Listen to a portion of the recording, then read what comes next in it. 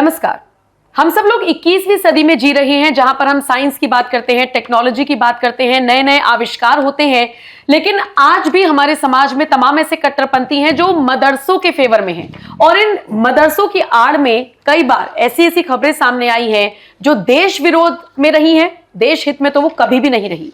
सारे मदरसे नहीं, लेकिन ज्यादातर मदरसों पर और उसकी कार्रवाई पर, उसकी तालीम पर सवाल उठते रहे हैं। सवाल ये उठता है कि मदरसों से पढ़ने वाले जो बच्चे हैं, उनकी जो डिग्री है वो कितनी वैध है, कितनी अवैध है। सबसे दिलचस्प बात जानते हैं क्या है? जब मुगल काल था या अंग्रेजों का शासनकाल आया, मतलब 500, 200, 700 साल का वो पूरा शासनकाल लगा लीजिए, तब तक तो 1000 के आसपास मदरसे थे। लेकिन आजादी के जो 75 साल हुए हैं, उसमें 3 लाख से ज्यादा मदरसे देश भर में चल रहे हैं। मेरे साथ इस वक्त सुप्रीम कोर्ट के अधिवक्ता अश्वनी उपाध्याय मौजूद हैं। स्वागत है सर आपका। और सर, मैं आपसे ही समझना चाहूंगी कि ये मदरसे, इनकी डिग्री, इनकी तालीम वाकई में किसी भी बच्चे के लिए जरूरी है आज के टाइम में? और ये जो डिग्रियां यहां से मिलती हैं, सो कॉल्ड डिग्रियां, ये कितनी वैध है?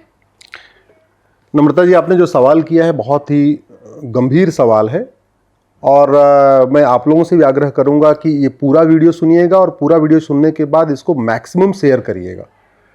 कोशिश करिएगा अपने जान पहचान में अगर जो आपके नेता हैं, अभिनेता हैं, लेखक हैं, बुद्धिजीवी हैं, पत्रकार हैं, कलमकार, उनको ज़रूर भेजिएगा, क्योंकि मदरसों के बारे में ये पहली बार आपने नम्रता जी चर्चा शुरू किया है, तो ये विषय जन जन तक पहुंचना चाहिए। बिल्कुल। बात यह है कि भारत का संविधान क्या कहता है। मैं क्या कहता हूं मैं वो नहीं बताऊंगा, भारत का संविधान कहता है वो मैं आपको बताता हूं।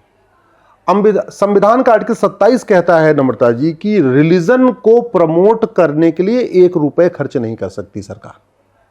आप ध्यान रखिएगा, धर्म अलग होता है, रिलीजन अलग होता है। धर्म है पति का धर्म, पत्नी का धर्म, पिता का धर्म, पुत्र का धर्म, पुत्री का धर्म, शिक्षक का धर्म, अध्यापक का धर्म, डॉक्टर का धर्म, ड्राइवर का धर्म, राजा का धर्म, प्रजा का धर्म, अलग अलग है। ये धर्म अलग है। धर्म है यम, नियम, आसन, प्राणायाम, सत्य, अहिंसा, ये सब धर्म है, इसलिए मैं धर्म की बात नहीं कर रहा हूं। संविधान का आर्टिकल 27 कहता है किसी भी रिलीजन को प्रमोट करने पे 1 रुपए नहीं खर्च होगा। और धर्म और रिलीजन का सबसे बेसिक अंतर यह है कि रिलीजन बांटता है और धर्म जोड़ता है। रिलीजन डिवाइड्स, धर्म यूनाइट्स। इसमें मेरी एक अलग PIL चल रही है, इस पर हम चर्चा भी कर चुके हैं कई बार। अलग चलता है। हाँ। तो 27 कहता है 1 रुपए नहीं खर्च करना रिलीजन को प्रमोट करने के लिए। ठीक है। 28 कहता है किसी भी स्कूल में, वो सरकारी स्कूल हो या सरकारी मान्यता प्राप्त स्कूल हो, सरकार के द्वारा फंडेड हो या सरकार के द्वारा फंडेड नहीं है लेकिन सरकार के द्वारा रिकॉग्नाइज्ड है। ऐसे बहुत सारे प्राइवेट स्कूल होते हैं, CBSE बोर्ड से रिकॉग्नाइज हैं, इनसे रिकॉग्नाइज है, उनसे उनकी टीचर्स की वेतन सरकार नहीं देती, लेकिन उनकी डिग्री, उनका सर्टिफिकेट वैलिड होता है। तो 28 ये कहता है कि किसी भी ऐसे स्कूल में जो गवर्नमेंट से रिकॉग्नाइज्ड है, फंडेड है, एडेड है, उसमें रिलीजियस टीचिंग नहीं होगी। आर्टिकल 29 कहता है कि भारत के सभी नागरिकों को अपनी स्क्रिप्ट, अपनी लिपि संरक्षित करने का अधिकार है, अपनी भाषा बोलने का अधिकार है, अपनी संस्कृति को पालन करने का अधिकार है, लेकिन रीतियों को पालन करने का अधिकार है, कुरीतियों को नहीं। प्रथा को पालन करने का अधिकार है, कुप्रथा को नहीं। अगर आपकी किसी प्रथा कोई महिला विरोधी है, समाज विरोधी है, देश विरोधी, तो उसको प्रथा नहीं कहते, कुप्रथा कहते। जिस आर्टिकल 30 की आड़ में पिछले 75 साल में 3 लाख से ज्यादा मदरसे खुल गए, उस आर्टिकल 30 की आज तक ठीक से व्याख्या नहीं हुई, और इसके लिए बहुत हद तक सुप्रीम कोर्ट जिम्मेदार है। बहुत हद तक सुप्रीम कोर्ट जिम्मेदार है, क्योंकि सुप्रीम कोर्ट का जो फैसला होता है ना, वो सारे हाई कोर्ट्स पर लागू होता है। सुप्रीम कोर्ट ने जो व्याख्या कर दिया किसी संविधान के किसी प्रोविजन की, सब उसको मानते हैं। आर्टिकल 30 में लिखा है कि भारत के जो माइनॉरिटीज हैं उनको एजुकेशन इंस्टीट्यूशन खोलने का अधिकार है, रिलीजियस एजुकेशन नहीं। हम एजुकेशन को रिलीजियस एजुकेशन पढ़ रहे हैं, ऐसा कैसे हो जाएगा? संविधान पढ़ा जाता है तो कोई एक आर्टिकल पढ़ा जाता है, अगर उसमें कुछ क्लियरिटी नहीं हो तो आगे पीछे का आर्टिकल पढ़ा जाता है। आर्टिकल 30 क्या कह रहा है? एजुकेशन इंस्टीट्यूशन खोल सकते हैं। कौन खोल सकता है? माइनॉरिटी। तो ये 28 के एक तरीके से उसी को तो एक्सटेंड करते हुए लाया गया था ना। 27 कह रहा है रिलीजियस एजुकेशन 1 रुपए खर्च नहीं करना, 28 कह रहा है रिलीजियस एजुकेशन देना नहीं, 29 कह रहा है कि लोगों को अपनी भाषा संरक्षित करने का अधिकार है, अपना त्योहार मनाने का अधिकार, अपनी संस्कृति मनाने का अधिकार है। 30 ये कहता है एजुकेशन इंस्टीट्यूशन खोलने का अधिकार है, यानी लॉ कॉलेज खोलने का अधिकार है, मेडिकल कॉलेज खोलने का अधिकार है, इंजीनियरिंग कॉलेज खोलने का अधिकार है, 10वीं 12वीं का स्कूल खोलने का अधिकार है, यानी सेकुलर स्कूल खोलने का अधिकार है। मदरसा नहीं, मदरसा एजुकेशन इंस्टीट्यूशन नहीं होता, मदरसा दीनी तालीम सेंटर होता है। दीनी तालीम वहां दी जाती है, एजुकेशन नहीं दी जाती, दीनी तालीम दी जाती है। अंतर है दोनों, ईमान और अपने सारी चीजें हाँ, वहां दीन की पढ़ाई होती है। तो ये आर्टिकल 30 देता ही नहीं। दुर्भाग्य देखिए, 500 साल की मुगलों की गुलामी, 200 साल के अंग्रेजों की गुलामी, 700 साल की गुलामी में कुल मदरसे खुले 1000। पिछले 75 साल में इस आर्टिकल 30 का नाम ले लेके 3 लाख मदरसे खुल गए। मदरसा बोर्ड बन गया, मदरसों के लिए कानून बन गए, मदरसों की डिग्री को वैलिड देना शुरू कर दिया। लोग मदरसों की डिग्री लेके कोई सिपाही बन गया, कोई दरोगा बन गया, कोई कांस्टेबल बन गया, कोई कुछ भी बन रहा है। और आश्चर्य की बात है, आज की डेट में मदरसों की डिग्री से लोग लेक्चरर बन रहे हैं, प्रोफेसर बन रहे हैं। मदरसों की डिग्री ले लेकर लोग आईएएस में अप्लाई कर रहे हैं। यह दुर्भाग्य है। आर्टिकल 30 कहता है कि एजुकेशन इंस्टीट्यूशन। अब आर्टिकल 30 आया क्यों? आर्टिकल 29 से आया क्यों, आपको बताता हूं। जब विभाजन हुआ मजहब के आधार पे, तो जो लोग यहां रुक गए थे उसमें से कुछ लोग संविधान सभा में थे। रफी अहमद किदवई संविधान सभा में थे, मौलाना कलाम संविधान सभा में थे। इन्होंने ये कहा कि भाई हम पाकिस्तान नहीं जाना चाहते, हम भारत में रहना चाहते हैं, लेकिन हमको इस बात की आशंका है कि कल को हमको स्कूल कॉलेज न खोलने दे, कल को हमको ईद न मनाने दे, हमारा त्यौहार न मनाने दे, कल को हमें अपनी जबान न बोलने दे, अपनी भाषा न बोलने दे, कल को हमको अपनी पसंद से अपना कपड़ा न पहनने दे, टोपी न लगाने दे। ठीक है, तो उस समय आर्टिकल 2930 आया और 2930 में कह दिया अपनी भाषा बोल सकते हो, अपना त्योहार मना सकते हो, अपनी पसंद से रह सकते हो, अपना टोपी लगा सकते हो, जो आपको चाहिए वो कर सकते हो। 30 में कह दिया कि नहीं, आप स्कूल भी खोल सकते हो। एजुकेशन इंस्टीट्यूशन, आर्टिकल 30 कहता है एजुकेशन इंस्टीट्यूशन, साफ साफ लिखा हुआ है। लेकिन इस एजुकेशन इंस्टीट्यूशन को सांसदों ने, ओट जीवी नोट जीवी सांसदों ने उसको रिलीजियस एजुकेशन मान लिया। और सबसे बड़ा जो ब्लंडर किया है वो सुप्रीम कोर्ट ने किया है, जो आर्टिकल 30 को पढ़ते समय आर्टिकल 27 28 को नहीं पढ़ा। ये सबसे बड़ा ब्लंडर सुप्रीम कोर्ट ने किया है। और वो याचिका मेरी आज लगी हुई है, मैंने पीआईएल फाइल कर रखा है, अभी मैं यहां से जाऊंगा और वो याचिका मैंने सुप्रीम कोर्ट फाइल किया था। सुप्रीम कोर्ट बोला नहीं आप हाई कोर्ट चले जाओ, तो मैं हाई कोर्ट जाना पड़ा मुझे। मैं तो इस पे अलग से कभी चर्चा करूंगा कि सुप्रीम कोर्ट ने कम से कम मेरी ऐसे 20 ऐसे चीजें, मेरी ऐसी याचिकाएं हैं जिसपे सुप्रीम कोर्ट ने, मामला वो पूरे राष्ट्रीय स्तर का था, कानून वो सेंटर का था, जब हमने चैलेंज किया तो सुप्रीम कोर्ट ने कहा आप हाई कोर्ट चले जाओ। ये तो जब हमने वो चैलेंज किया, जब मदरसे वाला जो सिस्टम है, जो मदरसे को चलाने की छूट दी है, उसको चैलेंज किया तो सुप्रीम कोर्ट ने कहा दिल्ली हाई कोर्ट जाओ। मेरी याचिका दिल्ली हाई कोर्ट में आज लगी भी है।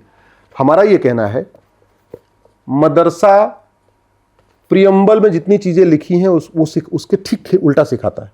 संविधान का प्रियम्बल में लिखा है डेमोक्रेसी, मदरसे में सिखाया जाता है लोकतंत्र हराम है। आप दुनिया के 57 इस्लामिक कंट्री आप देख लीजिए, किसी में लोकतंत्र डेमोक्रेसी हो। लोकतंत्र तो इस्लाम में हराम माना गया है। और मदरसे में क्या सिखाया जाता है? इस्लाम।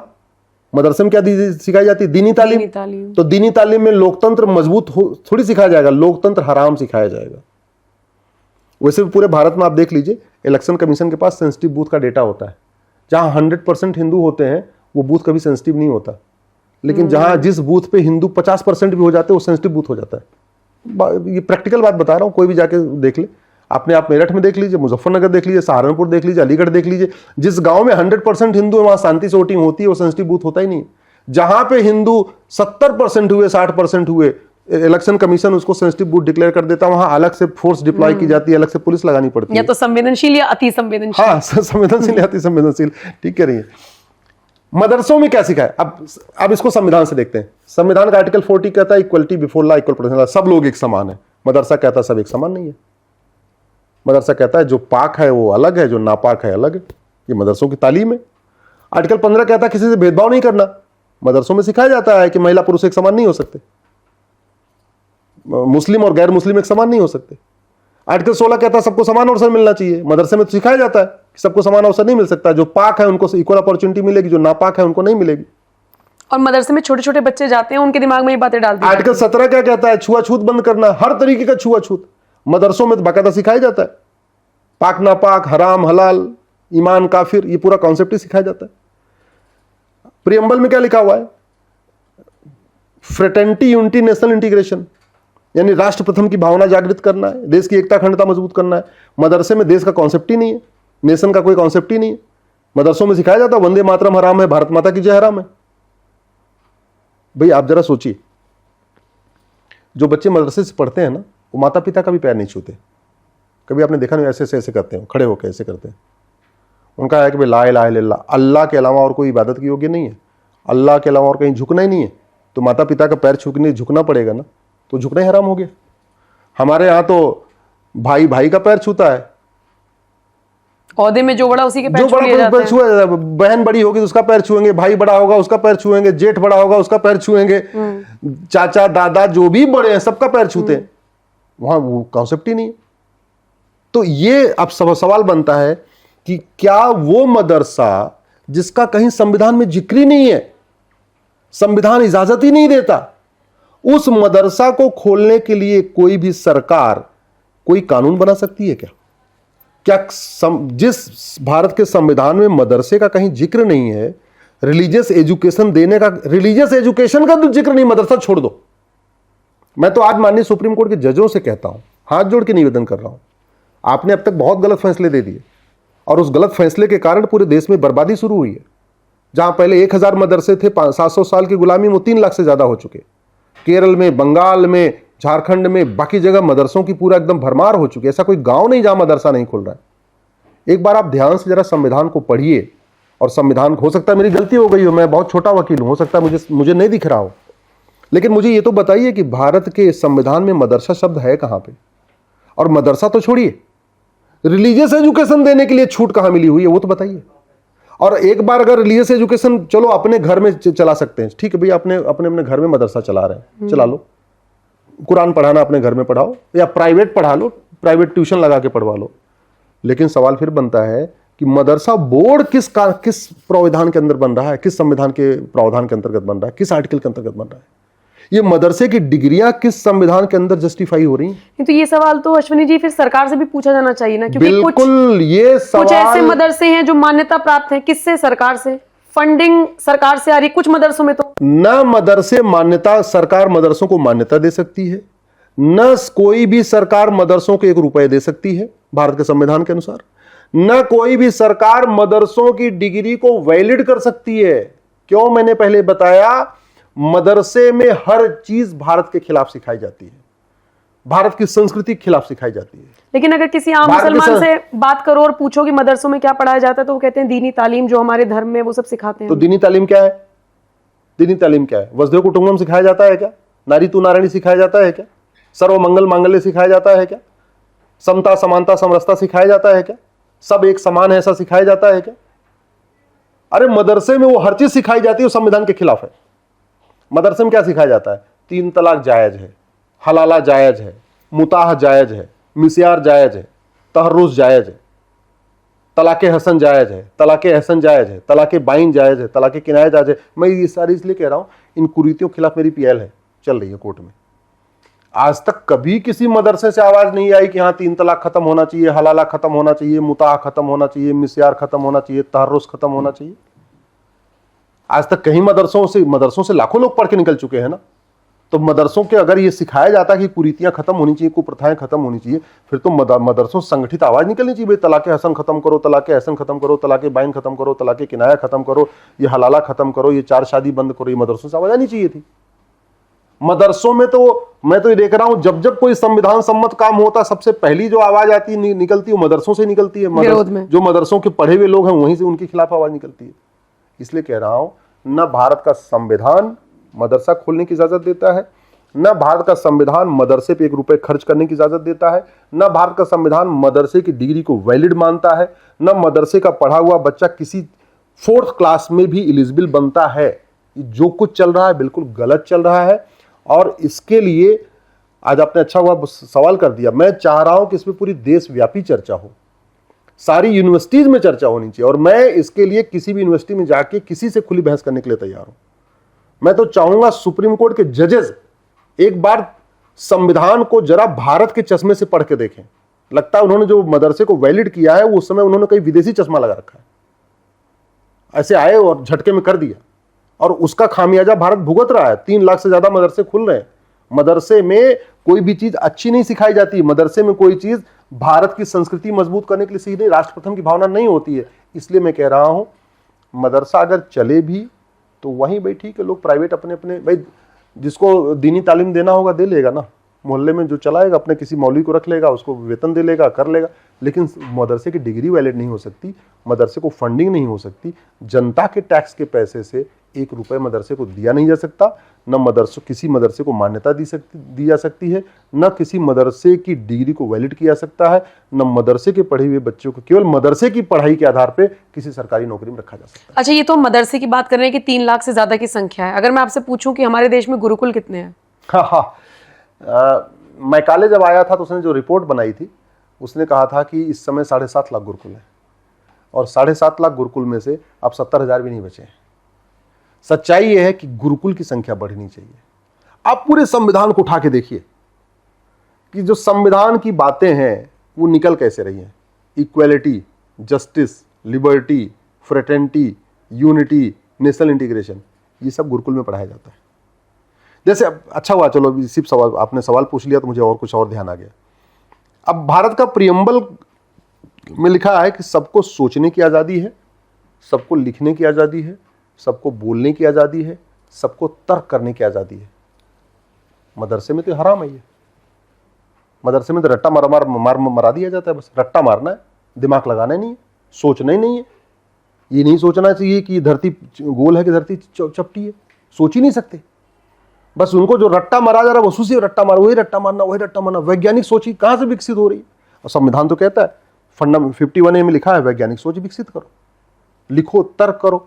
नतीजा ये है कि जो गुरुकुल के बच्चे पढ़े हैं, जो लोग गुरुकुल तर्क करते हैं, शास्त्रार्थ करते हैं। हमारे यहाँ तो शास्त्रार्थ की परंपरा रही है, बड़े बड़े शास्त्रार्थ, शंकराचार्य जी का शास्त्रार्थ हो रहा है, मंडन मिश्रा शास्त्रार्थ कर रहे हैं, सब बड़े बड़े लोग शास्त्रार्थ करते रहे। शास्त्रार्थ करके वेदों में, मतलब सोचिए वेद कितने पुराने लिखे हुए हैं, फिर भी वेद की एक एक ऋचाओं पे शास्त्रार्थ होता है, भगवत गीता के एक एक श्लोक पे शास्त्रार्थ होता है, रामचरितमानस के एक एक चौपाई पे शास्त्रार्थ हो, ढोल गंवार सूद परसवारी पे कितनी बार हो चुके हैं, तर्क वितर्क हो चुका है।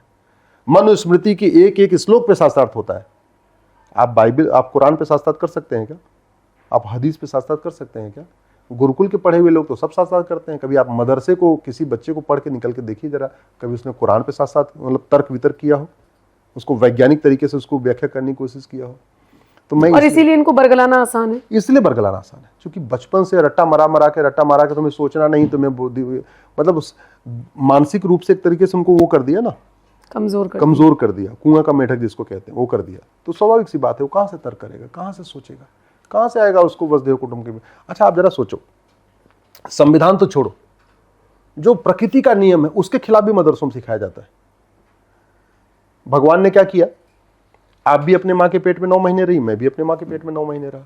भगवान ने कोई महिला और पुरुष में, लड़के लड़की में अंतर किया क्या? नहीं। मदरसों में तो कहा जाता है लड़के लड़की एक समान नहीं है।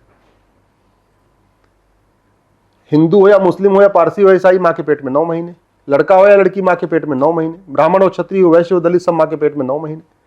ऊपर वाला कोई भेदभाव नहीं करता, मदरसों में तो सिखाया जाता है। तो मदरसे में केवल संविधान की जो हमारी मेन टेनेट्स है, संविधान का मेन हमारा जो गोल है, उसी के खिलाफ चीजें नहीं सिखाई जाती, प्रकृति के खिलाफ भी सिखाई जाती, ऊपर वाले के खिलाफ भी चीजें सिखाई जाती हैं। फिर मदरसों को कैसे वैलिड कर सकते हैं, किस आधार पे कर सकते हैं?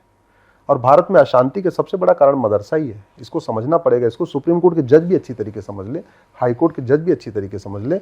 भारत में सुप्रीम कोर्ट और पाकिस्तान और बांग्लादेश के सुप्रीम कोर्ट में अंतर क्या है? भारत के सुप्रीम कोर्ट, कोई ऐसा सप्ताह नहीं होगा जब एक बार सुप्रीम कोर्ट में ये बात नहीं आती कि सभी भारतीय एक समान है। बोलते रहते हैं। हम लोग इतना सुनते यूज्ड टू हो चुके हैं सब एक समान, और हम मानते भी एक समान है। अभी कुछ समय पहले की बात है, यही पाकिस्तान के एक जज ने बोल दिया कि पाकिस्तान में रहने वाले सब एक समान हैं और पाकिस्तान में रहने वाले सब लोगों को फ्रीडम ऑफ रिलीजन है। ये 2 सेंटेंस बोला था, ऑर्डर लिखवाया नहीं था, किसी जजमेंट में नहीं लिखवाया था, बस ओरली मौखिक रूप से बोला था। उसके बाद वहां के मदरसे वाले एकदम टूट पड़े, सुप्रीम कोर्ट की बाउंड्री फांद फांद के अंदर घुस गए। जज साहब बहस कर रहे थे, कोर्ट छोड़ के भागे अंदर चैम्बर में, सेना बुलाई गई और सेना के प्रोटेक्शन में पिछले वाले दरवाजे से उनको निकाला गया वहां से। यह अंतर है गुरुकुल की शिक्षा, वैदिक शिक्षा, भारतीय शिक्षा और मदरसा की शिक्षा में अंतर। यहां तो रोज बोलते रहते हैं महिला पुरुष समान है, हिंदू मुसलमान सब बराबर है, सब एक समान है। हमारे यहां तो ये हमारे सनातन में सिखाया भी जाता है। आज तक कभी सुप्रीम कोर्ट में कि नहीं हटे। दूसरा एग्जाम्पल आपको देता हूं कि भारत की सुप्रीम कोर्ट और बांग्लादेश की सुप्रीम कोर्ट और अंतर जो भारत की शिक्षा और मदरसे की शिक्षा की है। अल्टीमेटली बच्चा व्यवहार वही होता है जो पढ़ता है ना। बांग्लादेश में एक जज साहब ने फैसला दिया, उस फैसले से कुछ लोग संतुष्ट नहीं थे, रिजर्वेशन के ऊपर फैसला दिया। हमारे देश में तो रोज रिजर्वेशन का फैसला आता रहता है। वहां के सारे मदरसे के पढ़े वाले कूद पड़े बांग्लादेश की कोर्ट में, सुप्रीम कोर्ट में। सेना बुलाई गई, वो बोले जब तक इस्तीफा नहीं देंगे जाऊंगा नहीं। सुप्रीम कोर्ट के जज साहब इस्तीफा दिए, फिर उनको वहां से बाहर निकलने दिया। भारत पाकिस्तान में अंतर मदरसे का ही तो है। भारत पाकिस्तान में अंतर, भारत और बांग्लादेश में जो अंतर है, भारत में सुप्रीम कोर्ट का जो सम्मान है वो इसलिए है कि यहां पे अभी भी हिंदू बहुसंख्यक है। हिंदू बहुसंख्यक का मतलब हिंदू सोच बहुसंख्यक है। हिंदू अपने आप में एक सोच है, समता, समानता, equality, justice, liberty, fraternity, unity, national integration, एक सोच है। तो इसको आप समझिए कि मदरसा कितना नुकसान कर सकता है। इसलिए मैं अंत में इतना ही कहूंगा, इस पे गंभीरता के साथ चिंतन होना चाहिए। बिल्कुल। हर जगह इस पे चर्चा होनी चाहिए और खासतौर पे सुप्रीम कोर्ट के जजेस को, हाई कोर्ट के जजेस को एक बार फिर से रीथिंक करना चाहिए, रिविजिट करना चाहिए, जो धड़ाधड़ मदरसों को स्कूल मान के चल रहे हैं। मदरसे स्कूल नहीं होते, मदरसे दीनी तालीम के केंद्र होते हैं। मदरसा और संविधान कहता है, 27 कहता है 1 रुपए रिलीजियस एजुकेशन पे, मजहब के लिए प्रमोशन के लिए 1 रुपए नहीं खर्च करना। 28 कहता है मजहबी तालीम नहीं देना। तो फिर ये मजहबी स्कूल, मजहबी दीनी तालीम के सेंटर कैसे बन रहे हैं, इस पे चिंतन की जरूरत है। चिंतन की जरूरत है। और बाकी ये डिस्कशन आपको कैसा लगा कमेंट सेक्शन में हमें जरूर बताइएगा और इस वीडियो को निश्चित तौर पर ज्यादा से ज्यादा शेयर कीजिएगा। नमस्कार।